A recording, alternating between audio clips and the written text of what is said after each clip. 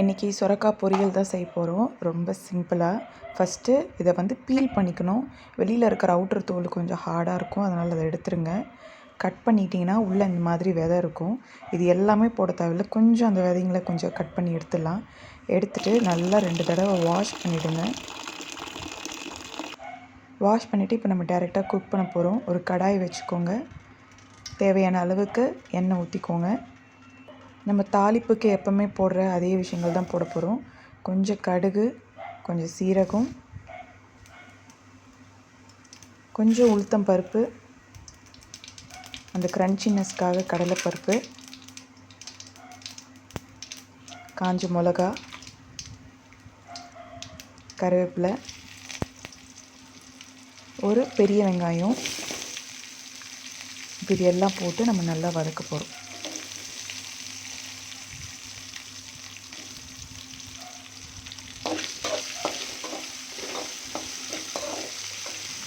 வேணும்னா கொஞ்சமாக பெருங்காயத்தூள் சேர்த்துக்கோங்க.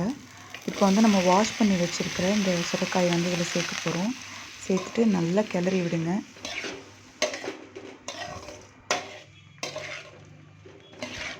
கொஞ்சமாக மஞ்சத்தூள் சேர்த்துக்கோங்க.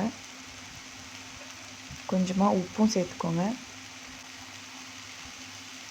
எல்லாத்தையும் சேர்த்து நல்லா மிக்ஸ் பண்ணி விட்டுருங்க. இப்போ பாருங்கள், நல்லா மிக்ஸ் ஆகிடுச்சு. இப்போ நம்ம தேவையான அளவு தண்ணி ஊற்றிக்க போகிறோம். இந்த காய் இதில் நீர்ச்சத்து அதிகமாக இருக்குது. நல்லா தண்ணி விடுற காய் தான், அதனால் நிறையா தண்ணி ஊற்றிட வேண்டாம்.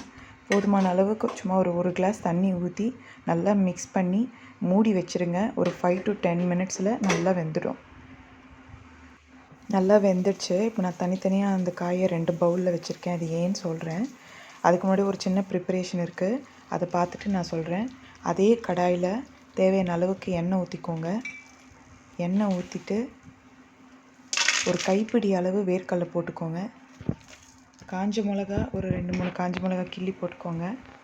இதோடு நான் தட்டின பூண்டும் சேர்க்குறேன். இப்போ இதை நல்லா மிக்ஸ் பண்ணிக்கோங்க.